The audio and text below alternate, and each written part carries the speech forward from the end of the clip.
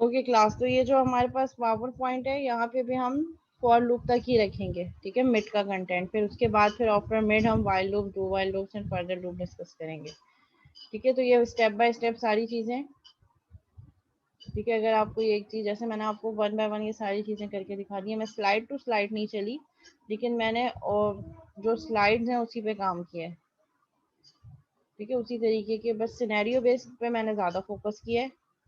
बाकी नेट से आपको अनगिनत जो है वो एग्जाम्पल्स मिल जाएंगी, और मैं एक लिंक भी शेयर कर दूंगी, कैलकुलेटर वाला भी है। यहाँ तक हमारा टॉपिक है मिड के कंटेंट्स, ठीक है। तो ये मैं लूप वाली स्लाइड भी एलएमएस में अपलोड कर दूंगी, और वो जो हैंड आउट मैंने आपको दिखाए हैं वो हैंड आउट भी आपके साथ में शेयर कर लूंगी, ताकि उससे आपको और ज़्यादा आसानी हो जाए।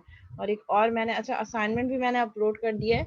असाइनमेंट का जो सबमिशन है वो तो 18 मार्च तक आप असाइनमेंट सबमिट करवा सकते हैं, बट उस असाइनमेंट के जो है वो आप अभी से उस पर प्रैक्टिस स्टार्ट करते हैं, ताकि पेपर आपका परसों है, आई गेस संडे को है या मंडे को है, 9th को है पेपर आपका। एक मिनट, 8 है,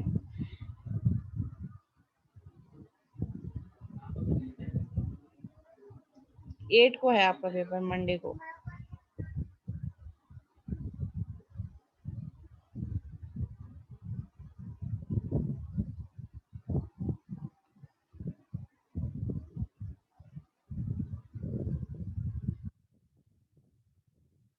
प्रोग्रामिंग फंडामेंटल 8 मार्च को है, सेकंड स्लॉट में होगा 3 से 6 वाली स्लॉट।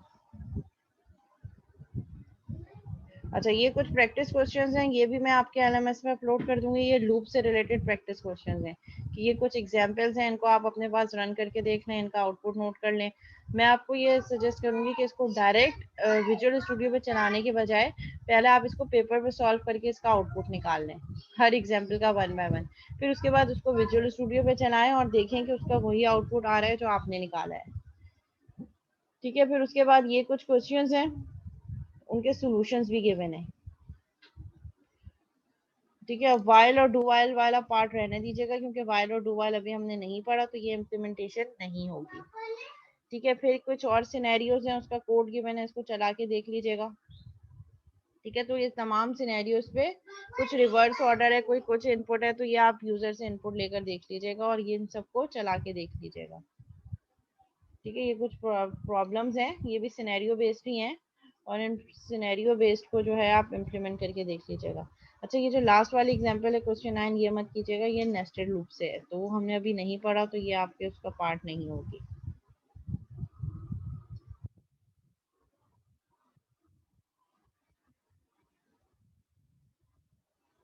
जी बिल्कुल, पेपर एलएमएस पे सबमिट होगा और विद इन टाइम होगा, ठीक है। जिन लोगों का जो है वो विद इन टाइम और एलएमएस पे नहीं होगा, वो पेपर आपका डिस्कार्ड हो जाएगा, 0 मार्क्स होंगे, ठीक है। तो ये सारे प्रैक्टिस क्वेश्चंस भी मैं एलएमएस पे अपलोड कर दूंगी, व्हाट्सएप ग्रुप पे भी शेयर कर दूंगी। इसके अलावा वो जो हमारे पास पावर पॉइंट स्लाइड है लूप की, वो भी मैं आपको एलएमएस पे भी सेंड कर दूंगी, व्हाट्सएप ग्रुप पे भी सेंड कर दूंगी, और वो जो हैंड आउट्स हैं वर्ड की डॉक्यूमेंट, वो भी मैं आपको सेंड कर दूंगी।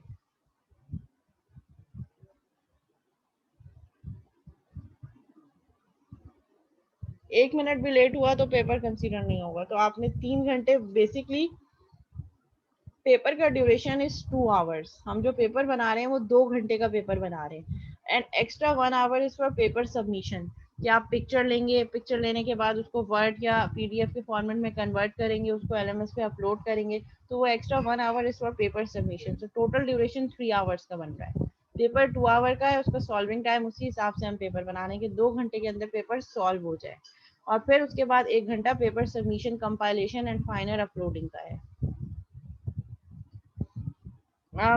उसामा, मुझे व्हाट्सएप पे पर्सनल मैसेज कर दीजिएगा बोनस मार्क्स का। पेपर हैंड रिटन होगा।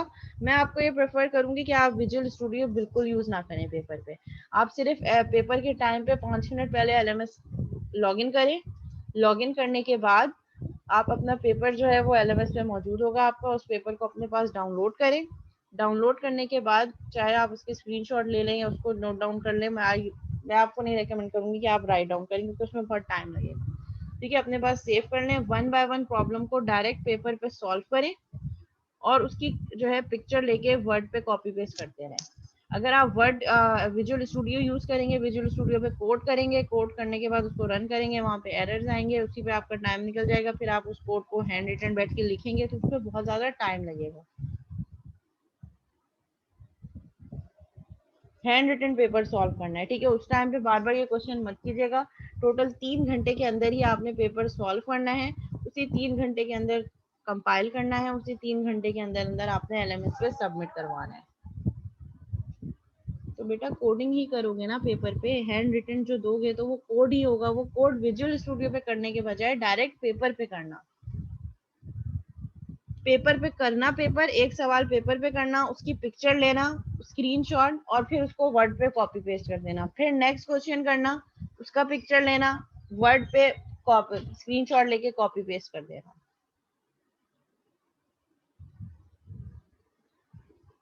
हाँ, फिर LMS को लॉग ऑफ कर दें आप। पेपर को अपने पास डाउनलोड कर लें, क्वेश्चन पेपर को सॉल्व करना स्टार्ट करें। अपने पास पेपर का स्क्रीनशॉट लेते रहें, हैंड रिटन करें, उसकी पिक्चर लें, पिक्चर लेके वर्ड पे कॉपी पेस्ट करते हैं। एक ही फाइल वर्ड की, एक या PDF की एक ही फाइल के अंदर तमाम पेपर होना चाहिए। ऐसा ना हो कि अगर आपके 5 क्वेश्चन हैं पेपर में तो 5 अलग अलग वर्ड की फाइल्स होंगी, ऐसा नहीं होगा। एक ही वर्ड की या PDF की जो भी आप फाइल बना रहे हैं उसी के अंदर आपके तमाम सोल्यूशन हो। और हर पेपर पे जो है आपने क्या करना है, हर पेपर पे जो आप पेपर यूज कर रहे हैं उस पर अपना नाम, स्टूडेंट ID, कोर्स ID और पेज नंबर मेंशन करना है। नहीं, सिर्फ कोड दे दें आप, आउटपुट ना दें। और अगर विजुअल स्टूडियो पे करा हुआ कॉपी पेस्ट कोड लगाएंगे वर्ड पे डायरेक्ट तो उसके मार्क्स डिडक्ट होंगे। हैंड रिटन चाहिए तो हैंड रिटन ही सबमिट होगा। बताया तो है 5 to 6 क्वेश्चन है। ठीक है, अब हम कुछ और सिनेरियोज देख लेते हैं रिलेटेड टू लूप्स, उसके बाद फिर अटेंडेंस लेके क्लास एंड कर देते हैं।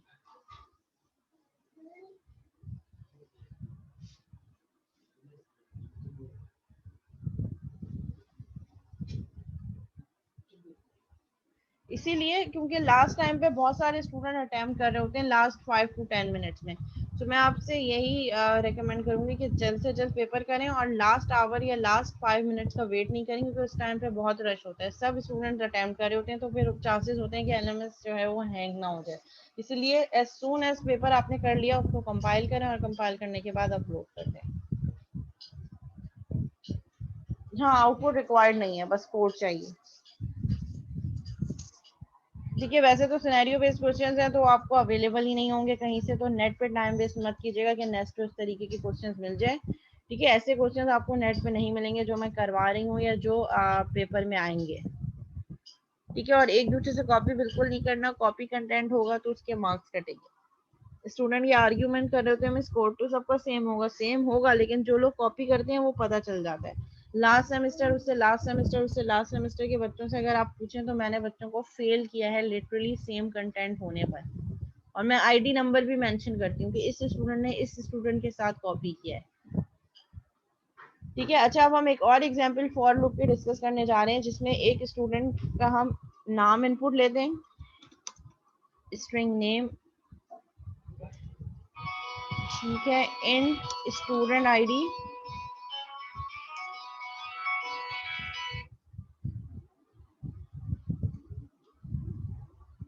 इन total marks is equal to 0, यानी कि टोटल मार्क्स हमारे पास क्या होंगे, 0 होंगे स्टार्ट में।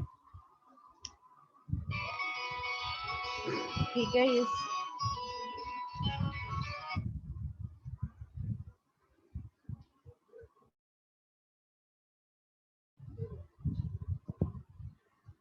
ठीक है, कंसोल डॉट राइट लाइन पे हम पूछ लेते हैं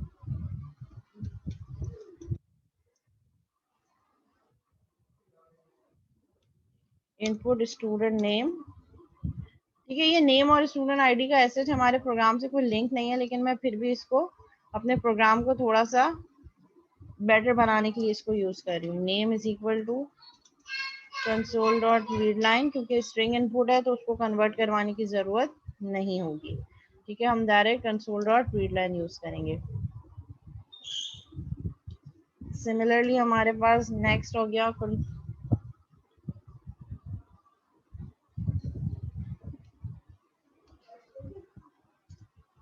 input student ID.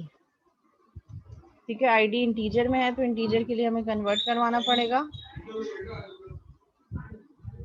Convert dot to int 32 console dot read line.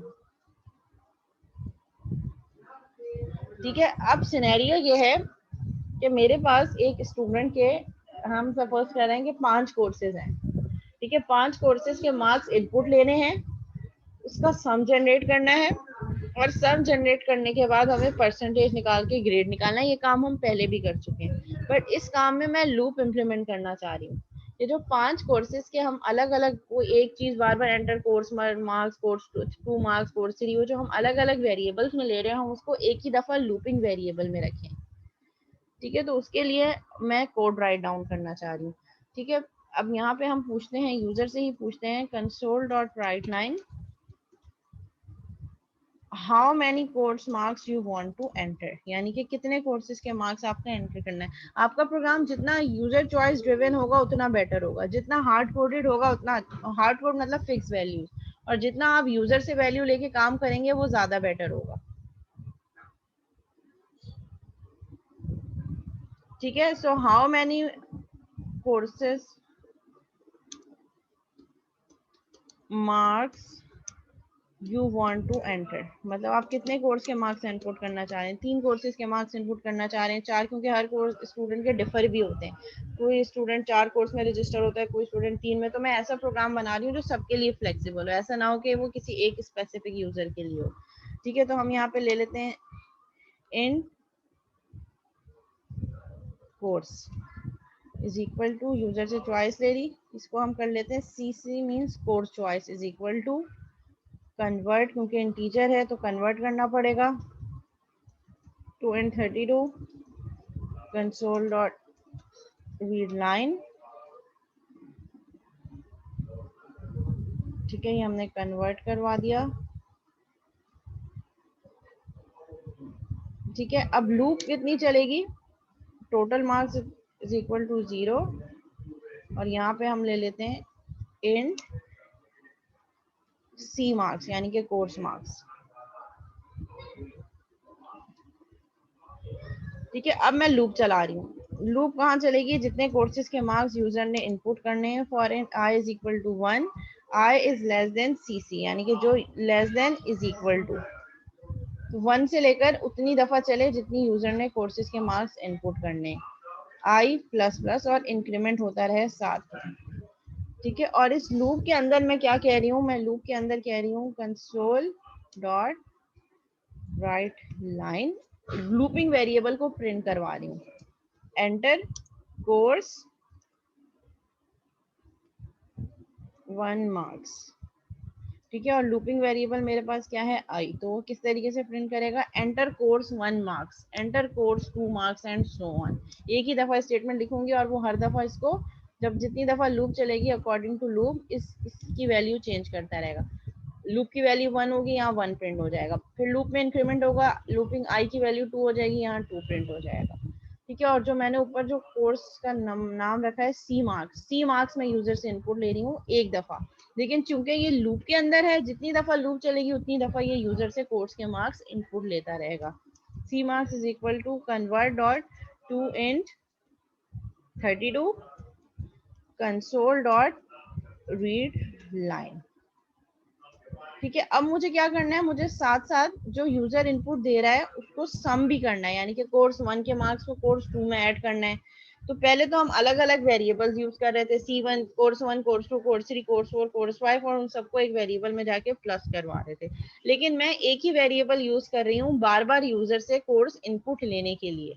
तो वो एक दफा कोर्स 1 का मार्क्स इनपुट लेगा, कोर्स 1 का मार्क्स इनपुट लेने के बाद सी मार्क्स में स्टोर करेगा, लूप में इंक्रीमेंट करेगा, कोर्स 2 के मार्क्स इनपुट करेगा, उसी सी मार्क्स में रखता जा रहा है। ठीक है, तो मैं अगर सी मार्क्स को ऐड करूंगी तो वो जो सबसे लास्ट कोर्स ऐड होगा वो उसकी वैल्यू रखेगा।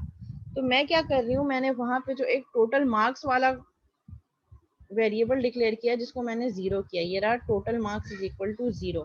मैं साथ साथ हर दफा जो मेरे पास वैल्यू आ रही है जो सी मार्क्स की, उसमें उसको मैं टोटल मार्क्स में स्टोर करवा रही हूँ और सी मार्क्स को उसी में ऐड करवा रही हूँ टोटल मार्क्स की वैल्यू में। तो अब होगा क्या, ये मुझसे पूछेगा कोर्स 1 के मार्क्स इनपुट करो। लेट से मैंने 80 इनपुट दिए, 80 मैंने इनपुट दिए, टोटल मार्क्स की वैल्यू ऊपर है 0। तो ये क्या करेगा, total marks is equal to 0 plus 80, और अब टोटल मार्क्स की वैल्यू हो गई 80। फिर ये ऊपर जाएगा, फिर मुझसे नेक्स्ट कोर्स के मार्क्स इनपुट करेगा। लेट से मैंने नेक्स्ट कोर्स के मार्क्स इनपुट दिए 60, तो वो 60 को सी मार्क्स में स्टोर करेगा और पुरानी 80 वाली वैल्यू डिस्कार्ड हो जाएगी, और अब सी मार्क्स की नई वैल्यू क्या हो गई 60। लेकिन टोटल मार्क्स में मैंने जाते हुए सी मार्क्स की वैल्यू को टोटल मार्क्स में स्टोर करवाया था। ठीक है, तो ये क्या करेगा, टोटल मार्क्स की वैल्यू हो गई थी लास्ट 80, तो 80 में जो नया कोर्स की वैल्यू है 60, ये क्या करेगा, total marks plus C marks, 80 plus 60, ठीक है 140 मार्क्स हो गए। फिर नेक्स्ट कोर्स के मार्क्स इनपुट लेगा, साथ साथ मुझे प्लस करवाता रहेगा। अब यहाँ पे हम क्या करेंगे, console dot write line sum is 0, इसको हम कर देते हैं टोटल मार्क्स। ठीक है, अब रन कर दें। Input student name, late say मैंने कहा ABCD is the name of student, student ID 1 2 3 है। अब वो पूछ रहा है कि आप कितने कोर्सेज के मार्क्स एंटर करना चाह रहे हैं। मैंने कहा कि मैं 4 कोर्सेज के मार्क्स इनपुट करना चाह रही हूँ। तो अब लूप कितनी दफा चलेगी, 4 टाइम्स। ठीक है, एंटर कोर्स 1 मार्क्स, लेट से कोर्स 1 के मार्क्स मैंने 80 कर दिए, एंटर। एंटर कोर्स 2 मार्क्स, देखिए ये एक ही स्टेटमेंट है जो इनपुट ले रही है, लेकिन साथ साथ लूपिंग वेरिएबल के साथ है, इसीलिए इसने कोर्स 2 प्रिंट कर दिया। लेट से कोर्स 2 में मैंने दे दिया 60। तो ये क्या करेगा, ये वाली स्टेटमेंट क्या करेगी, जब 80 इनपुट किया, total marks is equal to 0 plus C marks 80, 0 plus 80 total marks में स्टोर हो गया। फिर नेक्स्ट आएगा 60, 80 plus 60 140, enter. Enter course 3 marks, course 3 के मार्क्स मैंने दे दिए, लेट सपोज 75। ये सबको ऐड करता चला जा रहा है। एंटर कोर्स 4 मार्क्स, ये 4 दफा इनपुट लेगा क्योंकि मैंने 4 टाइम डिटरमाइन किया और लूप को भी यहाँ तक चलाया कोर्स चॉइस तक। कोर्स 4 के मार्क्स मैंने दे दिए 85। ठीक है, तो इन्होंने इस सबको ऐड करके मुझे बता दिया कि टोटल सम इज 300। ठीक है, तो ये मेरे पास सम क्या जनरेट हो गया 300। अब हम इस मैं सम की एवरेज निकाल सकती हूँ। Console dot write line average is comma, जो हमारे पास टोटल मार्क्स आए हैं उसको डिवाइड कर दें आप CC से, यानी कि एवरेज कैसे निकलेगी, जो टोटल मार्क्स आए हैं उसको टोटल नंबर ऑफ कोर्सेज से डिवाइड कर दें और total number of courses are CC।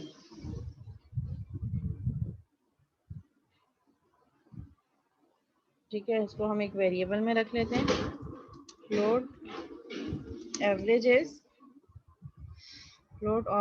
Is equal to total marks divided by CC। क्योंकि डिवीजन है तो चांसेस है कि फ्लोट में रिजल्ट आए, और यहाँ पे हम इसको कर देते हैं एवरेज। इसको रन कर देते हैं। स्टूडेंट नेम मैंने कुछ भी रैंडम प्रिंट कर दिया, स्टूडेंट ID 15 कर दी। हाउ मैनी कोर्सेज, 3 कोर्सेज के मार्क्स में एंटर करना चाह रही हूँ। कोर्स 1 के मार्क्स 50, कोर्स 2 के मार्क्स 60 एंड कोर्स 3 के मार्क्स 70। ठीक है, इसने मुझे बता दिया सम 180 है, 180 को 3 से डिवाइड कर देगा तो एवरेज इज 60, मतलब स्टूडेंट की परसेंटेज इज 60।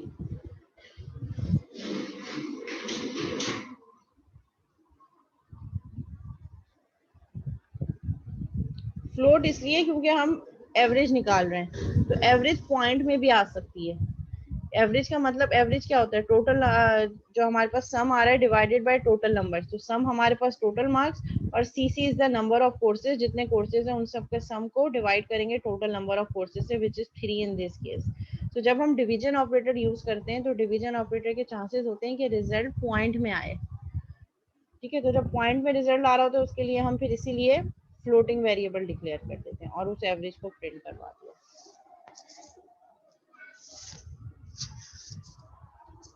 ठीक है, यही काम आप प्रोडक्ट्स के लिए भी कर सकते हैं। यही काम लेट से मैं कह रही हूँ कि 1 से लेकर 10 तक जितने भी नंबर्स हैं उन सबका सम जनरेट हो जाए। ठीक है, सो 1 से लेकर 10 तक लाइक 1 + 2 + 3 + 4 + 5, मतलब जो रिजल्ट आ रहा है वो नेक्स्ट आने वाले नंबर से ऐड होता रहे। तो उसके लिए मैं इसी प्रोग्राम को थोड़ा सा मॉडिफाई करूंगी, ये स्टूडेंट नेम्स वगैरह सब हट जाएगा। मुझे 1 से लेकर 10 तक चलाना है, तो यहाँ पे मैं यूजर चॉइस नहीं चला रही, मैं 10 तक चला रही हूँ। यूजर से इनपुट भी नहीं लेना। हम क्या कर रहे हैं, हम डिक्लेयर करेंगे यहाँ पे एक variable in sum is equal to 0। Program मेरा ये कि मुझे 10 नेचुरल नंबर जो है 1 से लेकर 10 तक का उनका सम चाहिए। Like 1 + 2 3, 3 will be add to the next, like मैं इसको आपको बता देती हूँ। 1 + 2 + 3 + 4 + 5 + 6 + 7 + 8 + 9 + 10, मुझे ये सम चाहिए। तो ये सम कैसे होगा, पहले 1 ऐड होगा, 1 में 2 ऐड होगा, तो ये हो जाएगा 1 + 2 3। 3 जो रिजल्ट होगा वो नेक्स्ट आने वाले नंबर 3 से ऐड होगा। 3 + 3 6, 6 फिर नेक्स्ट आने वाले नंबर 4 से ऐड होगा। 6 + 4 10, 10 नेक्स्ट आने वाले नंबर 5 से, मतलब हर जो 2 नंबर ऐड होते जा रहे हैं वो नए आने वाले नंबर से ऐड होंगे। तो ये 1 2 3 4 5 6 7 8 9 10 के लिए हम लूप लगाएंगे। सम की इनिशियल वैल्यू हमने 0 रखी, और मैं क्या कह रही हूँ, sum is equal to sum plus i, यानी कि सम की वैल्यू क्या करते जाओ, sum is equal to sum plus i, और यहाँ पे सम प्रिंट हो जाए एट दी एंड। अगर मैं लूप के अंदर सम को प्रिंट करवाऊंगी तो वो हर दफा मुझे क्या करेगा, साथ साथ सम प्रिंट करता रहेगा। हम ये भी करके देख लेते हैं कि हम इस सम को लूप के अंदर प्रिंट करवा देते हैं। ठीक है, तो ये क्या करेगा, सम की वैल्यू 0 है, आई की वैल्यू 1 है, ये क्या करेगा, सम इज इक्वल टू 0 + आई, आई की वैल्यू 1 है, 0 + 1 सम की वैल्यू 1 हो गई। Console dot write line sum is sum 1, फिर आई में इंक्रीमेंट होगा, आई की वैल्यू 2 हो जाएगी, तो ये क्या करेगा, सम प्लस आई 1 + 2 3, सम की वैल्यू 3 हो गई, आई की वैल्यू भी 3 हो गई, तो ये 3 + 3 साथ साथ हमें सम भी जनरेट करता रहेगा। बिल्कुल, sum is equal to sum plus is equal to i भी हो सकता है। ये देखें, sum is 1, sum is 3, sum is 6, sum is 10, साथ साथ नंबर्स को ऐड करता जा रहा है और साथ साथ प्रिंट करवा रहा है। मैं ये कह रही हूँ कि ऐड करता रहे लेकिन प्रिंट एट दी एंड करवाए, साथ साथ नहीं करवाए, कंफ्यूजन हो रही है। तो इसने एंड में बता दिया कि इन सब नंबर्स को जब हम ऐड करेंगे तो सम हमारे पास 55 आ रहा है।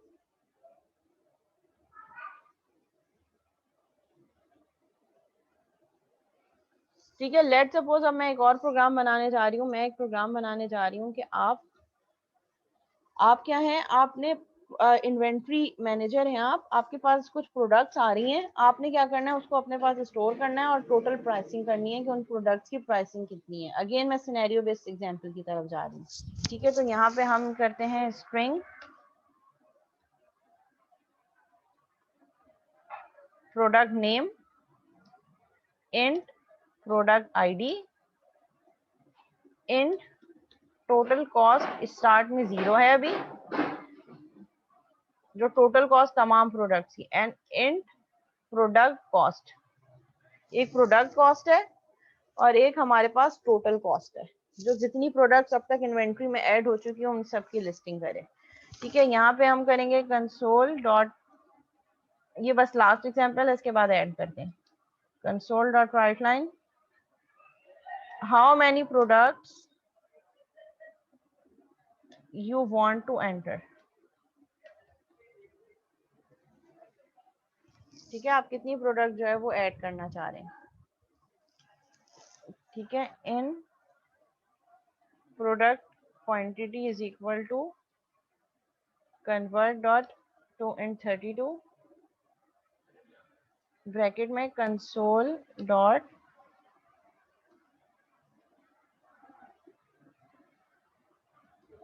Read line. ठीक है, इस तरीके से आप अपने प्रोजेक्ट में भी इसी तरीके से काम करेंगे। अगर कोई जो है वो इन्वेंट्री मैनेजमेंट बना रहा है तो उसमें इसी तरीके से काम होगा, उसमें फिर मॉडिफिकेशन होगी। ठीक है, फिर हम चलाएंगे लूप। ठीक है, हम लूप में ही पूछेंगे प्रोडक्ट का नाम। For int I is equal to 1 semicolon I is less than is equal to product quantity, जितनी आपने प्रोडक्ट यूजर एंटर करना चाह रहा है उतना ही लूप को चलाओ, and I plus plus loop की ये। और इसकी बॉडी के अंदर अब हम क्या कर रहे हैं, console dot write line enter product name. ठीक है, यूजर से हमने प्रोडक्ट का नेम इनपुट ले लिया, नेम को हम और प्रोडक्ट नेम ऑलरेडी डिक्लेयर किया है, P name is equal to console dot read line. ठीक है, तो हम सारी एग्जाम्पल सिनेरियो बेस्ड ही देख रहे हैं। ठीक है, अब कोई स्टूडेंट ये आर्ग्यू नहीं कर सकता पेपर देख के कि हमने ये एग्जाम्पल नहीं की थी, या एग्जैक्टली ये सिनेरियोस तो नहीं आएंगे। लेकिन एक लॉजिक, असल में प्रोग्रामिंग वाले कोर्स में हमारी लॉजिक मैटर करती है। अगर हमें लॉजिक समझ में आ गई, वो चीज़ क्लिक कर गई, तो फिर कोई भी सिनेरियो आप उसको इम्प्लीमेंट कर सकते हैं। ठीक है, ये मेरे पास प्रोडक्ट नेम हो गया। फिर मैं कह रही हूँ एंटर प्रोडक्ट आईडी, उसके लिए हम प्रोडक्ट आईडी इनपुट करेंगे। Enter product ID. ठीक है, और P I D is equal to, क्योंकि इंटीजर है तो कन्वर्ट करना पड़ेगा, to int 32 console dot read line. ठीक है, ये हमारे पास प्रोडक्ट आईडी हो गई। और अब फिर हम कॉस्ट लेंगे, उस प्रोडक्ट की कॉस्ट जो आपने प्रोडक्ट इनपुट की है उसकी कॉस्ट कितनी है।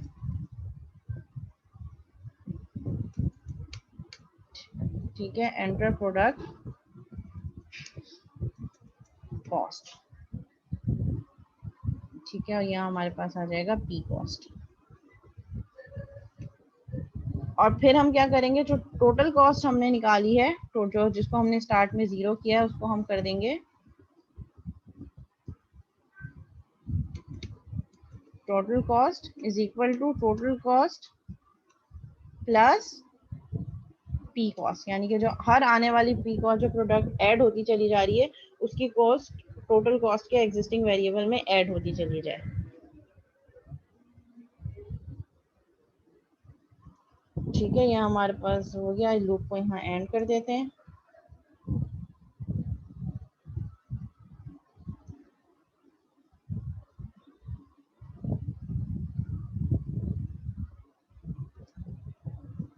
ठीक है, और यहाँ पे हम प्रिंट कर दबा देते हैं console dot write line total cost is, इसमें क्वांटिटी भी तो ऐड हो सकती है, टोटल कॉस्ट इज 0। और यहाँ हम प्रिंट करवा देते हैं टोटल कॉस्ट। ठीक है, अगर हम आप क्वांटिटी भी करना चाह रहे हैं कि जो नई प्रोडक्ट आप ऐड करना चाह रहे हैं उसकी क्वांटिटी कितनी है, जब इन्वेंट्री में तो हम क्वांटिटी को भी देखते हैं, इन क्वांटिटी। तो फिर यहाँ से भी इनपुट ले लें प्रोडक्ट कॉस्ट के बाद। देखें, ये मेरे माइंड में नहीं था, वो मैं साथ साथ करती गई तो मेरे माइंड में आया कि क्वांटिटी भी होनी चाहिए। क्वांटिटी, और हमारे पास क्या वेरिएबल डिक्लेयर किया था मैंने, क्वांटिटी का। Quantity is equal to console dot read line. ठीक है, और फिर हमने क्या करना है, क्वांटिटी आ गई। अच्छा, अब टोटल कॉस्ट में हमारे पास प्रोडक्ट की एक्चुअल कॉस्ट जाने के बजाय क्या जाएगी, उसकी क्वांटिटी भी जाएगी। तो वो हम कैसे निकालेंगे कि टोटल कॉस्ट में क्या ऐड करो, product cost multiply by quantity, यानी कि जितनी उसकी तादाद है उसको भी तो ऐड करो, मल्टीप्लाई करो। लेट से अगर मैं कह रही हूँ कि मेरे पास एक प्रोडक्ट है, लेट सपोज टूथपेस्ट। ठीक है, इसको रन करके देख लेते हैं। एक ब्रैकेट रह गया है।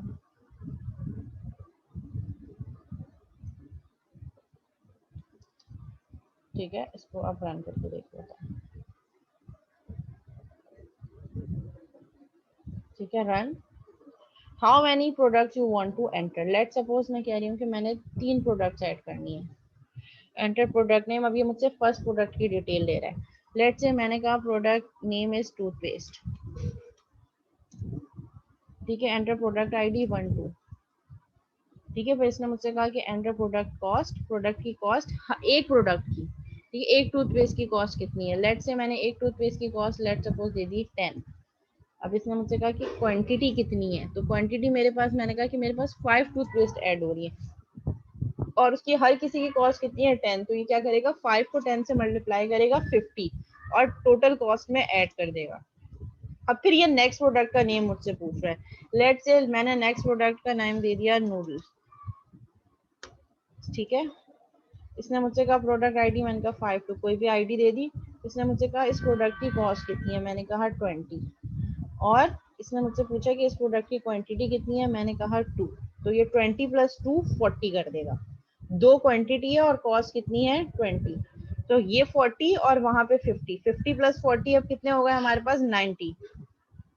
लेट सपोज इसने कहा enter product name, product name मैंने इसको दे दिया, क्या नाम दें, कुछ भी प्रोडक्ट नेम दे देते हैं, लेट से सोप। उसने मुझसे कहा प्रोडक्ट आईडी, मैंने कहा 17 है प्रोडक्ट आईडी,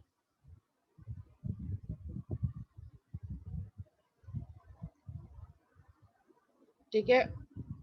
और प्रोडक्ट कॉस्ट उसने मुझसे इनपुट मांगी, प्रोडक्ट की कॉस्ट मैंने उसको इनपुट दे दी कि मेरे पास सोप की कॉस्ट है 10 रुपीज फॉर एग्जाम्पल।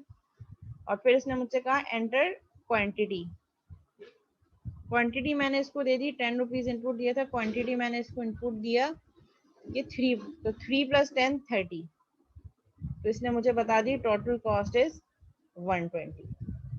तो इस तरीके से देखें, ये हमारे पास देखें तो एक बारकोड रीडर बन गया।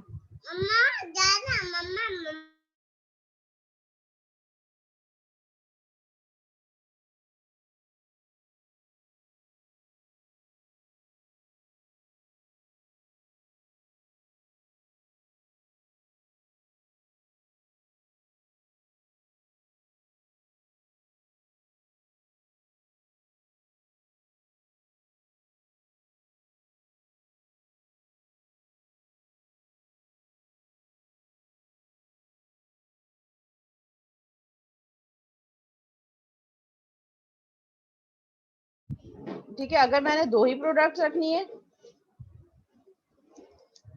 ठीक है, how many product you want to enter, मैंने दो प्रोडक्ट कर दिए, मुझसे फर्स्ट प्रोडक्ट की एंटरिंग मांगेगा। लेट से मैंने फर्स्ट प्रोडक्ट इसको इनपुट कर दिया टी, टी प्रोडक्ट आईडी 12 कर दी। प्रोडक्ट कॉस्ट इसने मुझसे पूछी, मैंने कहा 20, और क्वांटिटी मैंने इसको बता दी 5, तो 20 मल्टीप्लाई बाय 5 100, इस एक प्रोडक्ट की कॉस्ट है 100। फिर ये मुझसे नेक्स्ट प्रोडक्ट का पूछेगा। लेट से मैंने नेक्स्ट प्रोडक्ट कह दी ब्रेड, ठीक है, कॉस्ट इसकी है 40, प्रोडक्ट कॉस्ट मैंने 40 कर दी, और क्वांटिटी इसने मुझसे पूछी, क्वांटिटी मैंने इसको बता दिया कि क्वांटिटी है मेरे पास लेट सपोज 3, तो 40 प्लस 3 120 और 100 पहले के, तो टोटल कॉस्ट मेरे पास कितनी बनेगी 220, 220 आना चाहिए मेरे पास रिजल्ट। देखिए 220 इज द टोटल कॉस्ट। ये देखिए हमारी sort of bar code reader example बन गई। जैसे कोई प्रोडक्ट आती है, प्रोडक्ट को बार कोड रीडर ने रीड किया, हमने बार कोड रीडर से रीड करवाने के बजाय यूजर से इनपुट ले लिया और उसने मुझे टोटल बिल जनरेट करके दे दिया। इसी तरह आप वॉक इन कस्टमर का भी बना सकते हैं कि आप किसी सुपरमार्केट में गए, सुपरमार्केट में आपने कोई प्रोडक्ट परचेज की, उसकी कॉस्ट और उसकी क्वांटिटी और उसके अकॉर्डिंग उसने आपको टोटल बिल बना दिया। अब इसमें मैं अगर लेट सपोज डिस्काउंट लगाना चाह रही हूँ, डिस्काउंट हम कैसे लगाएंगे, इसी प्रोग्राम को मैं थोड़ा सा मॉडिफाई कर देती हूँ, डिस्काउंट लगा के देख लेते हैं डिस्काउंट कैसे, परसेंटेज वगैरह का फॉर्मूला लगेगा कि अगर टोटल बिल जो है वो 200 से अबव है तो कुछ 10% अगर इतना है, तो आप इसको फिर यहाँ पे वो सारी लॉजिक्स डिफाइन कर सकते हैं। तो ये हमने एक मिनी सुपर स्टोर टाइप की एप्लीकेशन भी डिजाइन करके देख ली अपने सिंपल एक फॉर लूप से। जी क्लास यहाँ तक क्लियर है? बहुत डिटेल में आज हमने लूप्स को डिस्कस किया है, सिनेरियो बेस्ड एग्जांपल्स को। कोई क्वेश्चन कोई क्यूरी है तो पूछने, नहीं तो फिर मैं अटेंडेंस लेके क्लास एंड करती हूँ।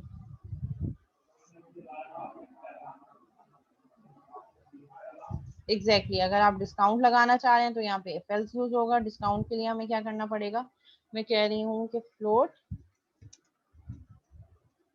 डिस्काउंट का वेरिएबल हमने ले लिया। डिस्काउंट अगर मैं कह रही हूँ इफ टोटल कॉस्ट, यानी कि अगर टोटल कॉस्ट जो है फॉर एग्जांपल मैं कह रही हूँ कि 150 से ज़्यादा है तो ही डिस्काउंट लगना चाहिए। और डिस्काउंट कैसे लगेगा?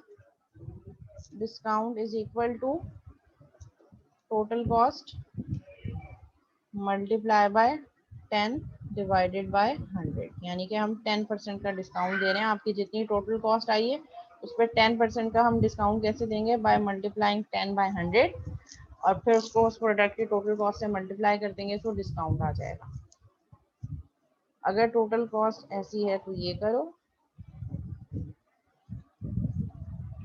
यानी कि हमने एक लिमिट लगा दी। जैसे हम अक्सर जाते हैं तो कहते हैं कि अगर आप 10,000 से ज़्यादा शॉपिंग करेंगे तो आपको इतना परसेंट डिस्काउंट मिलेगा।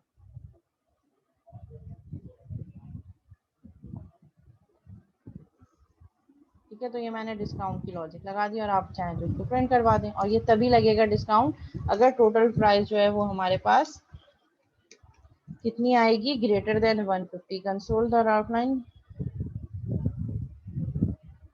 यू गॉट डिस्काउंट ऑफ, जो डिस्काउंट है आप उसको प्रिंट करवा दें। प्रिंट डिस्काउंट, और टोटल काउंट प्रिंट करवाने के लिए आप क्या करेंगे? टोटल कॉस्ट माइनस डिस्काउंट, तो वो आपकी टोटल अमाउंट आ जाएगी। ठीक है, डिस्काउंट को आप स्टार्ट में 0 कर दें। डिस्काउंट को मैंने इसलिए फ्लोट रखा है क्योंकि जब 10 को 100 से डिवाइड करेंगे तो पॉइंट में रिजल्ट आएगा। ठीक है, ये डिस्काउंट हमारे पास प्रिंट हो जाएगा। इसको रन करके देख लेते हैं। How many product you want to enter, let's say मैंने 2 प्रोडक्ट एंटर की। प्रोडक्ट नेम मैंने ABCD कुछ भी दे दिया। Product ID 1। प्रोडक्ट कॉस्ट मैंने कही कि 5 रुपीज़ का है और मैंने कितनी दे दी? क्वांटिटी 20। सो 520 मेरे पास कितना हो जाएगा? 120। ठीक है, फिर नेक्स्ट प्रोडक्ट का नेम उसने पूछा, मैंने रैंडम कोई नेम दे दिया। प्रोडक्ट ID पूछी, मैंने 2 दे दी। प्रोडक्ट कॉस्ट मैंने 40 दे दी और क्वांटिटी मैंने इसकी दे दी 3। तो 40 मल्टीप्लाई बाय 3 120, 120 और 120 मेरे पास 240 टोटल कॉस्ट आएगी। 220 आ गई। You got discount of 0। ऐसा क्यों हुआ?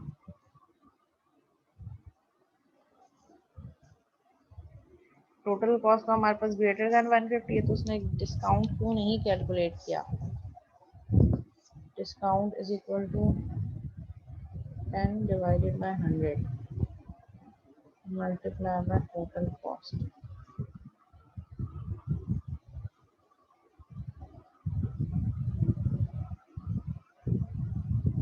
डिस्काउंट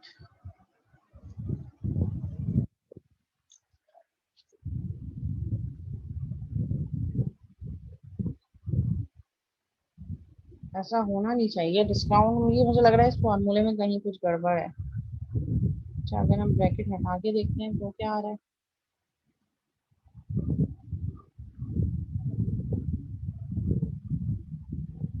1।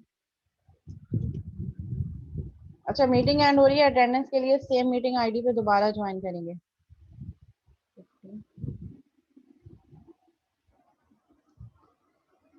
देखें अब आ रहा है, यू गॉट डिस्काउंट ऑफ 50। अच्छा, वो ब्रैकेट का एरर था।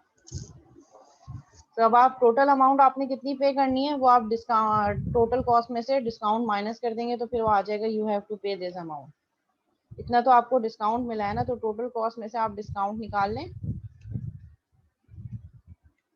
यू हैव टू पे